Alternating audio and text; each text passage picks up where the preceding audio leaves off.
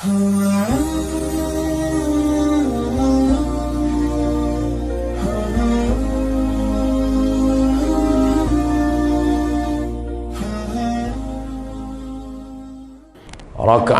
fajri, 2 rakaat qabliyah subuh, khairum minad dunya wa ma fiha, lebih baik daripada dunia dan seisinya. Apa makna hadis ini? Kalau qabliyah subuhnya saja lebih baik daripada dunia dan seisinya, apalagi solat subuhnya. Sampai-sampai kata Nabi sallallahu alaihi wasallam, "Lau ya'lamuna ma fil 'atamati was subhi."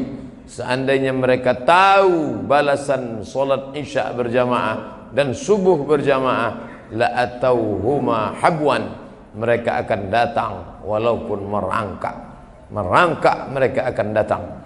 Dan setiap langkah itu, wa naktubu ma qaddamu wa asarahum, kami tulis setiap langkah tapak kaki mereka. Wa kulla syai'in ahsaynah, semuanya kami hitung, kami catat dalam buku catatan yang nyata. Setiap langkah kaki, langkah pertama menghapus dosa, langkah kedua mengangkat derajat, langkah ketiga menghapus dosa, langkah keempat mengangkat derajat. Kalau ada yang berkata, kami tidak melangkah kaki tadi Pak Ustaz, kami naik kendaraan, maka setiap tetes bensinnya pun dibalas Allah SWT. Kami tidak pakai bensin, pakai solar, setiap tetes solarnya pun juga dibalas Allah. Kami tidak naik kendaraan, numpang sama kawan, setiap tumpangannya pun dibalas Allah SWT.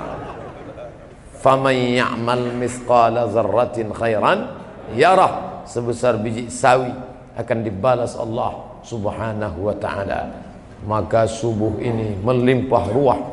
Dari tadi malam ketika kami pulang, bahkan kata Habib, mungkin sebagian ini tidak pulang ke rumah tapi langsung menunggu di masjid karena iktikaf dan solat subuh berjamaah. Nampak ramai syiar. Apa maknanya ini? Tentu ini diliput dengan televisi live, siaran langsung, bahkan ada juga yang melalui internet streaming. Maka orang-orang yang berpikir akan melakukan perbuatan dosa dan maksiat, melihat kita ramai ini, mereka berpikir 2 kali. Jangan macam-macam dengan umat Islam. Di tempat lain boleh sedikit, tapi di Palembang luar biasa mereka. Jangan macam-macam dengan umat Islam. Nampaknya mereka sedikit kalau di tempat yang lain, tapi pada solat subuh, kalau solat subuh sudah macam solat Jumat, disitulah gentar, disitulah akan merdeka Palestina. Allahu Akbar. Palestina kata orang tak mungkin merdeka Pak Ustaz. Allah berjanji dalam hadis Nabi sallallahu alaihi wasallam, sampai-sampai batu pun akan berkata, apa kata batu? Ya abadallah, wahai hamba Allah, hadza kafirun uqtulhu, ini di belakangku ada orang kafir bersembunyi yang tidak bersaksi menolong agama Allah, hanya pohon syajaratul gharqad. Subhanallah, Masya Allah, hari ini Palestina ditumbuhi tanaman yang hijau. Mata kita melihat dari perbatasan Rafah, 2 kota yang dipisah, satu diambil oleh Mesir, satu masih dijajah oleh Israel, dan pokok-pokok kayu gharqad tegak berdiri seperti pinus. Mereka sengaja menanamnya karena akan menanti kedatangan Mesias, sang juru selamat yang dijanjikan di akhir zaman. Tapi janji itu pula yang ditagih, diminta orang beriman dengan ramainya mereka solat subuh berjamaah. Mudah-mudahan kita termasuk orang yang istiqomah sampai akhir hayat insyaallah. Amin ya rabbal alamin. Suatu ketika saya diundang, baru pulang dari kuliah tahun 2008. Lalu salah seorang bupati, namanya Kabupaten Rokan Hulu di Riau, mengundang saya tausiah di Islamic Center, ibu kota Pasir Pangarayan. Ketika saya sampai, kata protokol, ini Ustaz, jamaah yang hadir 3.000 orang. Lalu saya terkejut, karena ini Ustaz baru pulang jamaahnya kok bisa datang 3.000 orang. Saya sudah pede betul, ini hebat betul ustadznya. Setelah mau pulang saya telusuri kenapa ramai, rupanya pakai absen. Atutlah orang ramai kata saya. Nah, lalu kemudian setelah saya lama berceramah, waktu itu kejadiannya 2000, pulang 2008, mulai masuk kabupaten 2009, 2010.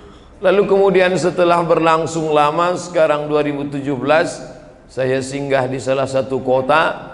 Pegawai yang dulu merasa terpaksa itu cerita ke saya, Ustadz Somad, dulu ketika keluar peraturan harus sholat zuhur berjamaah, sholat asar berjamaah, ketika itu Ustadz Somad yang ceramah, kami marah. Kenapa? Kenapa sholat mesti diabsen-absen? Kenapa mesti ada tanda tangan? Waktu itu hukumannya berat. Siapa yang tak zuhur berjamaah, asar berjamaah, dipotong uang kesra, uang makan. Kenapa main potong? Ini kan hubungan sama Allah. Ibadah nggak usah diatur, nggak ada intervensi. Tapi ternyata Ustadz Somad setelah langsung berlama-lama kami dengan aturan ini, akhirnya kami menikmati ibadah. Dan sekarang setelah saya dipindah di kabupaten lain, saya rindu. Kenapa tak ada hukuman? Kenapa tidak ada absen? Kenapa tidak ada? Betul ajaran yang dibawa Nabi Muhammad SAW. Muru auladakum bis salah, suruh anak kamu salat, wahum abna'u sab'a sinin, umur 7. Wadribuhum fil ashrah, pukul 10. Pukul, ada punishment, ada hukuman, memberikan efek jera. Awalnya karena terpaksa, awalnya karena dipaksa, awalnya karena tak enak hati, tapi lama-lama dia mulai menikmati rasa manisnya ibadah. Sama juga ketika orang minum kopi di awal-awal diajak temannya, gimana rasanya? Pahit. Setelah setengah bulan, gimana rasanya? Agak-agak manis. Setelah lama mulai dia mencari-cari mana kopi, kata orang yang minum kopi, yang setelah merasakan manisnya. Saya dulu punya sahabat waktu kuliah di Maroko, penikmat kopi yang luar biasa. Dia ajarkan ke saya bagaimana cara ini, harus pakai air masak Abdul Somad, tidak boleh disimpan di termos. Kalau saya bertamu ke tempat kos-kosan kamu, maka kamu masakkan airnya. Maka saya masak. Sekarang beliau jadi dosen di UIN Ciputat Jakarta. Saya masak airnya. Setelah dimasak, ini diseduh, disiramkan ke kopinya. Setelah itu jangan langsung dikacau, biarkan sampai kopinya turun ke bawah. Setelah itu masukkan gula beberapa sendok. Setelah itu memutarnya harus ke kiri macam orang tawaf. Setelah itu putarannya harus pelan. Wah, lalu saya buatkan, saya berikan ke dia, lalu saya minum. Masya Allah Abdul Somad, kamu sudah buat seperti aturan yang saya sampaikan, kata dia. Nanti kalau kamu lakukan seperti ini, kamu juga akan merasakan nikmat yang saya rasakan. Alhamdulillah, sudah 10 tahun kami berpisah, belum saya merasakan nikmat itu. Kenapa? Karena saya tidak melakukannya istiqomah. Saya tak bisa berpindah ke lain hati. Yang dia katakan itu tak saya amalkan. Maka sampai sekarang kalau ada orang ngasih kopi ke saya, gimana Ustaz? Pahit, saya bilang. Lalu kemudian saya mengkhususkan bulan Februari dan bulan Agustus itu ceramah ke perkampungan, desa-desa tertinggal yang tak tersentuh oleh para penceramah-penceramah. Saya diajak USM namanya, Universitas Islam Negeri Sultan Syarif Kasim, mengajar bersama mahasiswa dari ibu kota provinsi Pekanbaru, naik mobil lebih kurang 5 jam. Setelah itu kami sampai ke tepi sungai, naik sampan menuju kampung pedalaman, lebih kurang 7 jam naik sampan. Barulah sampai ke dalam. Begitu sampai di dalam, mau SMS ngasih kabar ke rumah, no signal. Tak ada signal di dalam. Alam terkembang menjadi guru. Disitulah nampak hutan belantara dengan sungai yang masih bersih. Masya Allah, lalu kemudian bertemu dengan tetua-tetua adat. Mereka saya tengok makan sirih, saya pun saya coba pula makan sirih. Saya tengok dia keluarkan sirih, saya keluarkan pula sirih. Saya tengok dia oleskan kapur, saya oleskan pula kapur. Saya tengok dia belahkan pinang, saya belah juga pinang. Setelah itu saya tengok dia potongkan gambir, saya potong gambir. Setelah itu dia lipat daunnya, saya lipat yang sama. Habis itu dia kunyah, saya pun kunyah. Kemudian dia tersenyum, saya tak bisa senyum. Dia senyum, saya pahit, kelat, pekat rasa dalam. Dia telan airnya, saya muntahkan. Untuk apa saya bohong ini diri saya sendiri? Ternyata saya belum merasakan manisnya. Kalau manisnya kopi, manisnya sirih perlu proses, apalagi manisnya ibadah. Maka kita subuh ini berjumpa dengan orang-orang tua, alim ulama, para habaib, tokoh masyarakat yang sudah lama hidup. Mereka ini penuh dengan pengalaman. Pak Wali yang sudah berkeliling masjid, kenapa tak bisa ditinggalkan? Sudah merasakan manisnya. Orang yang sudah merasakan manisnya solat berjamaah, kalau dia tak berjamaah, rasa tak berjamaah. Berapa kali orang mengulang solat sampai 2 kali? Loh, kamu tadi kan sudah solat. Astaghfirullahalazim. Begitulah kalau sudah biasa solat berjamaah, tiba-tiba solat sendiri, rasa tak berjamaah. Ini yang disebut Nabi ada 7 golongan di akhirat nanti. Yauma la zilla illa zilluh. Hari itu tak ada naungan kecuali naungan Allah, dan dia salah satu yang dapat. Siapa itu? Rajulun qalbuhu mu'allaqun fil masajid. Anak muda, orang yang hatinya tergantung di masjid. Badannya boleh di kantor, badannya boleh di pasar, badannya boleh di kebun kelapa sawit, tapi hatinya tergantung di masjid. Kalau sudah seruan azan memanggil hayya 'alas shalah,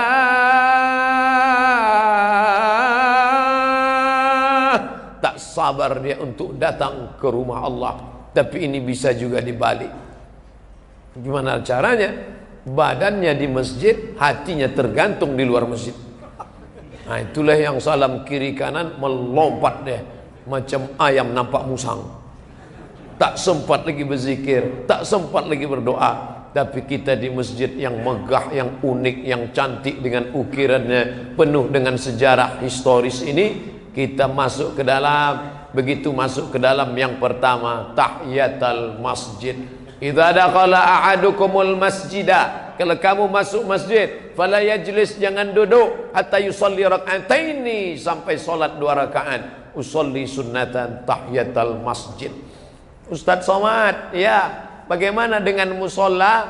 Tetap tahiyatul masjid, karena tak ada usolli sunnatan tahiyatul surau. Usolli sunnatan tahiyatul musola, usolli sunnatan tahiyatul langgar. Di Minangkabau namanya surau, negeri Melayu juga surau, di Jawa langgar. Makanya orang Jawa dilanggar tak mati.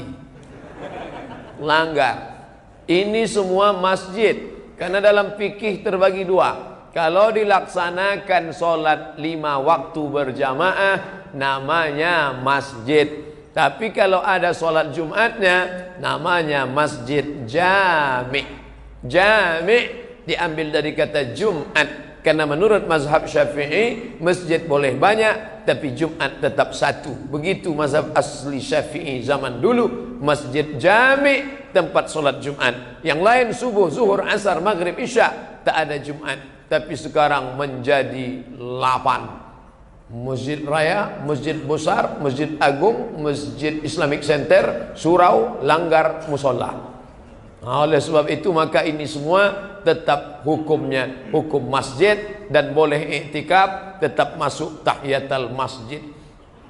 Masjid-masjid yang di tepi jalan lintas Sumatera, orang datang dari Jawa masuk ke Lampung, masuk ke Palembang, naik ke atas terus ke Jambi, terus ke Riau, terus ke Medan Sumatera Utara, terus ke Aceh. Maka masjid-masjid ini berbahagia. Kenapa? Karena tak kosong dari mobil-mobil yang berparkir-parkir di tepi masjid.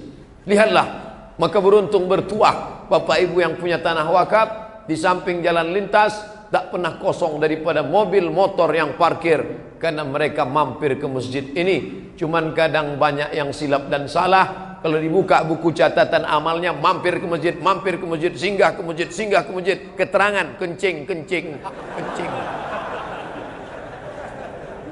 Singgah ke masjid, sempatkan tahiyatul masjid, karena tempat-tempat kening menempel ke lantai akan bersaksi di hadapan Allah. Maka kita lihat ada dua orang bapak tua selesai solat sama-sama tegak, tiba-tiba mereka ceng, tempat ini pindah kemari, ini pindah ke sini. Kenapa? Karena mereka ingin tempat-tempat sujudnya, tempat-tempat tegaknya menjadi saksi di hadapan Allah Subhanahu wa taala. Di samping itu ada komunikasi, ada sapa menyapa, ada istiadat budi bahasa, ada tutur kata bertanya. Sekarang manusia hidup egois, sombong, tak tahu menahu dengan orang lain. La salam wala kalam.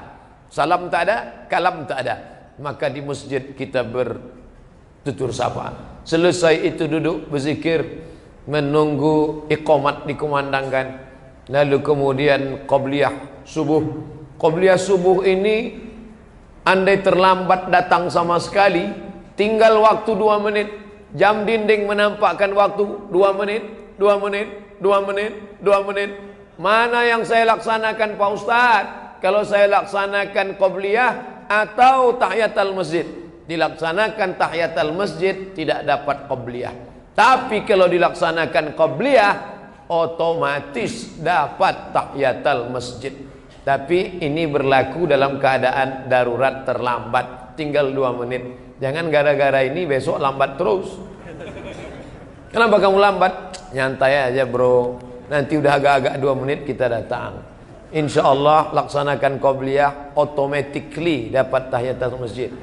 Mazhab apa namanya? Mazhab metik. Cepat-cepat datang ke masjid. Ustadz Somad pandai ceramah aja, cepat-cepat datang, dia aja terlambat.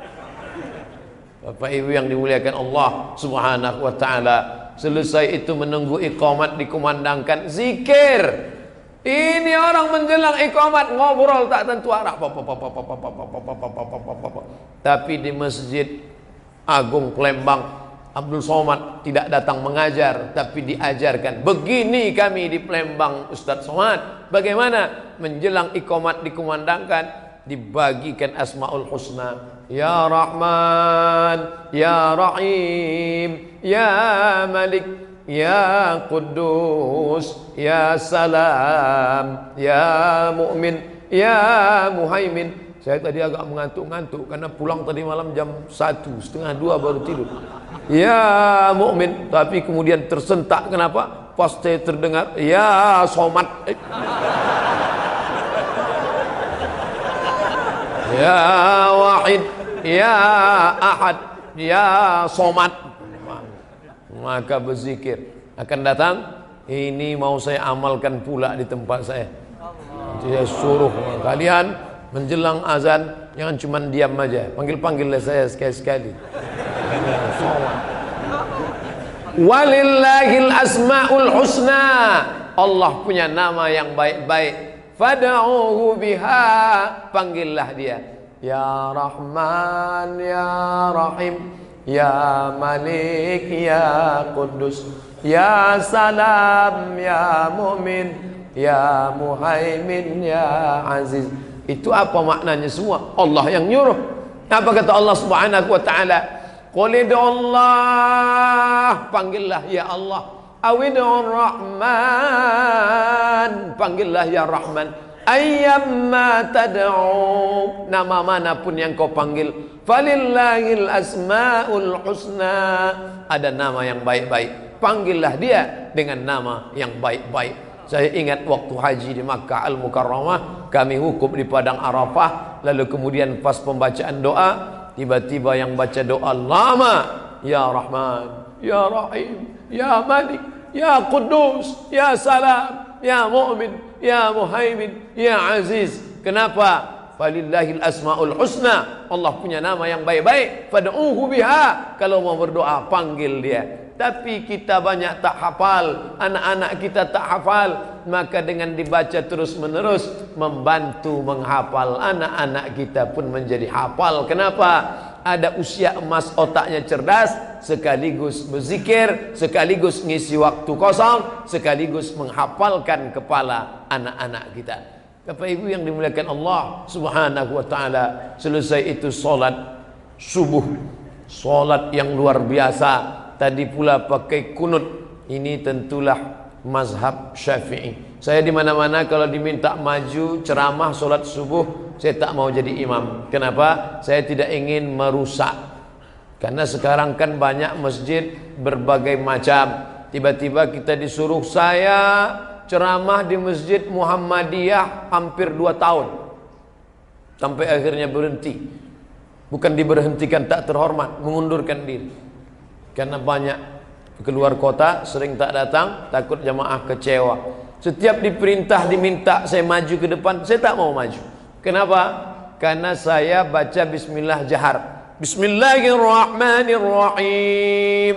Alhamdulillahi rabbil alamin. Sedangkan saya tahu Masjid Muhammadiyah pakai majelis tarjih, mereka mentarjihkan bismillah pakai sir. Maka saya tak ingin merusak, maka setiap diminta maju saya katakan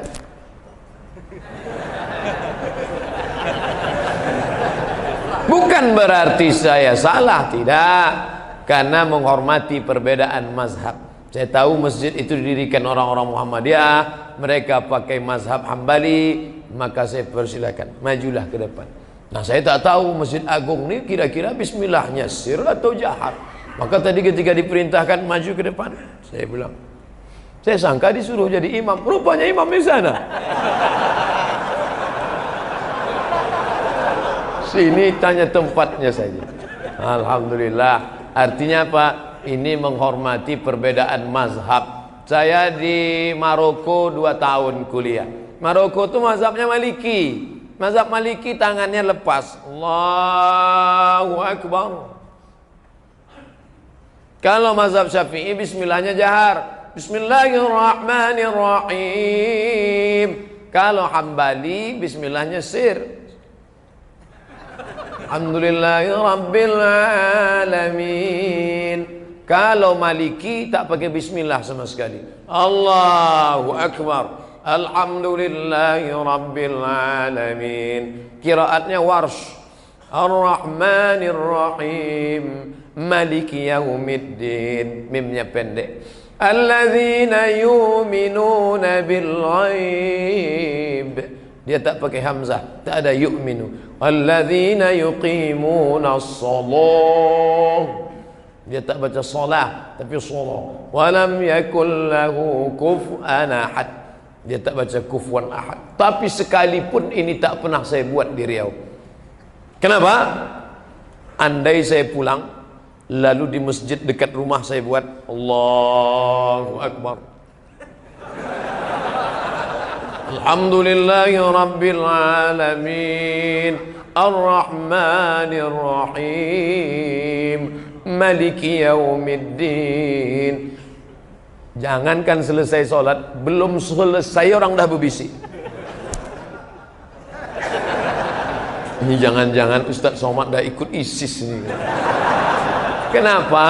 Menimbulkan fitnah keresahan di tengah masyarakat. Karena membawa mazhab baru yang tidak dikenal oleh masyarakat awam.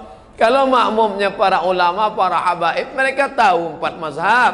Tapi kalau masyarakat biasa, maka laksanakan yang biasa. Kerajaan Melayu Palembang dulu bermazhab Syafi'i. Para habaib As-Saggab, Al-Jifri, Al-Haddad, Asy-Syihab yang datang kemari dari Tarim, Hadramaut, Yaman. Mereka ini tempatnya Sadah Asy-Syafi'iyah, diakui oleh ulama Maroko, ulama Mesir Al-Azhar. Apa kata mereka? Nashkuru ashiqa'ana al-yamaniyin min as-sadah asy-syafi'iyah alladzina yanshuruna al-islam fi janub syarq Asia. Saya dengar langsung telinga saya. Kami ulama Maghrib Maroko, ulama Mesir berterima kasih kepada para ulama Yaman yang sudah menebarkan mazhab Syafi'i kepada saudara-saudara di janub syarq Asia, di Asia Tenggara. Maka ini mayoritas Brunei Darussalam, Thailand, Bangladesh Brunei Darussalam, Thailand, Singapura, Moro, Filipina, kemudian Patani, Thailand Selatan. Ini semua mayoritas mazhab Syafi'i. Maka tadi imam mengangkat tangan, Allahumma hdina fi man hadait, wa afina fi man afait, wa tawallana fi man tawallait, wa barik lana fi ma a'tait, wa qina bi rahmatika syarra ma qadait. Saya yang jadi makmum enak, tinggal amin aja. Allahumma hdina fi man hadait, amin. Wa afina fi man afait, amin. Tawallana fi man tawallait, amin. Wa barik lana fi ma a'tait, amin. Waqina bi rahmatika syarra ma qadain, amin. Adapun setelah itu tidak diaminkan karena dia bukan doa tapi sana, pujian kepada Allah. Fa innaka taqdi wa la yuqda alaik, wa innahu la yadhillu man walait wa la ya'izzu man adait, tabarakta rabbana wa ta'ala, falakal hamdu ala ma qadait, nastaghfiruka wa natubu ilaik. Kalau hafal, kalau tak hafal tapi baguslah dihafal. Ustaz Somad kok hafal doa kunut? Saya juara 1 lomba baca doa kunut tahun 1985. Pialanya masih ada di rumah, antar MDA, antar madrasah ibtidaiyah. Hidilillah bi ahlil badriyah